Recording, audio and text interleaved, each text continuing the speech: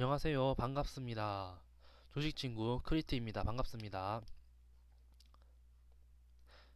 자, 이번 영상은 2018년도는 과연 위기일지, 기회일지 무조건 알아야 하는 자본주의 경제 흐름에 대해서 한번 2편으로 다시 이제 진행해 보도록 하겠습니다. 이에 앞서서 먼저 1편에서 이 내용을 한번 정리해 보도록 할게요. 일단 미국에서 달러를 많이 발행하는 만큼 이 돈의 가치는 하락합니다. 돈의 가치는 하락합니다. 미국의 달러를 많이 발행하는 만큼 돈의 가치는 하락하게 되고 이것이 곧 물가를 상승시킵니다.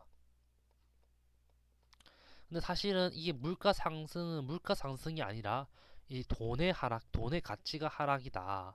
어?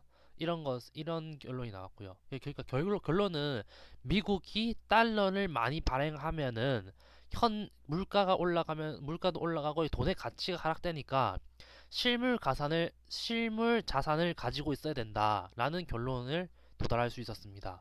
네, 그렇다면은 우리가 알아야 되는 거는 이제 우리가 알아야 되는 거는 미국이 달러를 많이 발행하면 하는 것을 일단 알아야겠죠.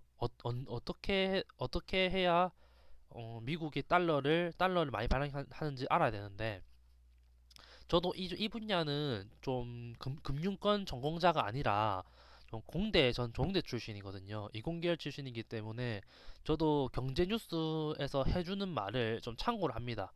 예를 들어 가지고 GDP 저 이런 거 잘 모르거든요. GDP 뭐 생산 물가 이런 거 잘 모르거든요. 오늘 6일자로 그 뉴스에서 나왔던 한국 경제 TV에서 해줬던 이야기를 참고로 말씀드리겠습니다. 우선 경제 물가 지표라고 GDP라는 게 있는데요. 이게 지난해 3분기 연율로 4.5%가 상승했다고 합니다. 그리고 물가 지표, 생산 물가 이게 뭐 물가 지표를 말하는 일단 물가 지표 생산자 물가가 5.8% 상승했고요. 그리고 중국 원자재 가격이 올랐다는 이야기가 꼭 뉴스만이 아니라도 그러니까 한국 경제 TV가 아니라도 다른 뉴스에서도 네, 나오고 있습니다. 결국에 물가 상승의 이번에 물가 상승의 주범은 이번에도 미국 탓이 아니라 이번에는 중국 탓으로 돌리려고 하나 봐요. 왜냐하면 전 세계 왕은 지금 짱이 지금 미국이지 않습니까? 미국이 짱이기 때문에 다른 나라라든지 언론들은 항상 미국 편에 있어요. 그러다 보니까 미국이 달러를 많이 발행을 해서 물가를 상승시키고 돈의 가치를 하락시킨다라고 얘기하지 않고 중국 다른 사람 그러니까 항상 미국 편이다 보니까 다른 놈을 걸고 넘어지는데 이번에는 그 걸고 넘어지는 게 바로 중국이지 않을까라고 생각이 된다는 거죠. 이런 사실을 종합을 해봤을 때 뭐 GDP가 오르고 물가가 오르고 뭐 원자재 가격이 오른다 이런 여러 가지 사실을 종합을 해봤을 때 연방준비제도라고 하는 미국의 중앙은행 제도가 있습니다. 다시 말해서 일반적으로 말하는 연준이라고 하는 데 있어요. 연방준비제도를 줄여서 연준이라고 하는데요. 이 연준에서 엄청나게 많은 막 수십조 달러에 달하는 돈을 쌓아놓고 있어요.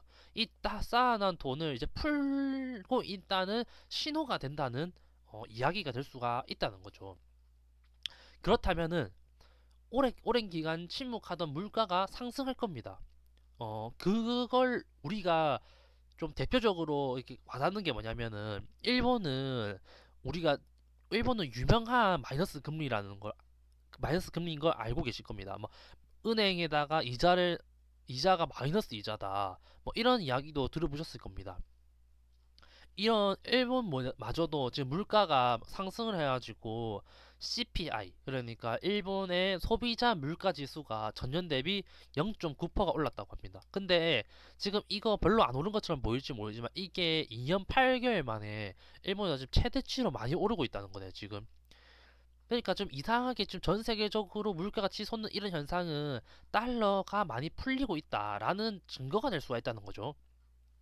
그리고 이와 같은 저처럼 이렇게 생각하는 사람이 많을수록 그리고 그 돈들이 빨리 움직인다는 거죠. 그러니까 돈이 먼저 움직이는데 이런 스마트 돈을 뭐라고 하냐면은 그 큰 돈 만지는 사람 있잖아요. 그 펀드 매니저 이런 것들이 지금 움직이고 있다라는 게 지금 채권을 버리고 주식 시장으로 돈이 몰리는 현상이 많이 일어나고 있대요. 최근 들어가지고 기관 있죠, 기관. 기관의 그 금융 자산의 평균 비중의 50%가 지금 넘어갔답니다. 주식 비중이 50%가 넘어가고 있다. 원래는 지금 채권은 많이 줄고 주식이 많이 올라갔다고 해요. 이게 지금 14년 7월달 이후로 가장 큰 규모로 지금 주식 비중이 높아졌다고 합니다. 그리고 지금 글로벌의 큰 손들이 물가가 그러니까 지금 이미 글로벌의 큰 손들 그러니까 방금 말씀드렸던 큰 펀드 매니저라든지 아니면 외국의 자본들 큰 자본들이 지금 물가에 취약한 채권을 버리고 주식으로 이동하고 있다라는 증거가 되겠죠. 이런 내용은 지금 이런 내용이라든지 이런 것들을 2018년 1월 6일 날에 한국경제TV에서 했던 한 오전 10시쯤에 했던 어떤 그 방송에서 제가 본 내용이거든요. 이 내용을 참고한 내용입니다. 원래는 블로그라든지 이런 글을 적을 때 글을 이렇게 쭉쭉쭉 적다 보면은 밑에다 주석을 달잖아요. 근데 지금 제가 동영상을 만들고 있고 또 제가 여러분 애들에게 좀 말을 해주는 거다 보니까 이게 아무거나 제가 갖고 왔고 이렇게 무슨 사기꾼처럼 말할 수는 없는 거니까 이 지금 출처라고 뭐 어떻게 남기가 좀 애매해서 지금 말로 한번 할게요. 18년 1월 6일 한국경제TV 10시 부근에서 이런 내용으로 한번 이야기가 나섰습니다. 네, 결론을 말씀드리겠습니다. 주식을 지금 쓸어 담아라 뭐 이런 얘기는 아니지만 지금 현금 자산이 아닌 실물 자산으로 지금 옮겨가야 하는 시기라고 저는 생각을 합니다. 이미 주가는 많이 올랐습니다. 정말 많이 올랐습니다. 17년도에 정말 많이 올랐습니다.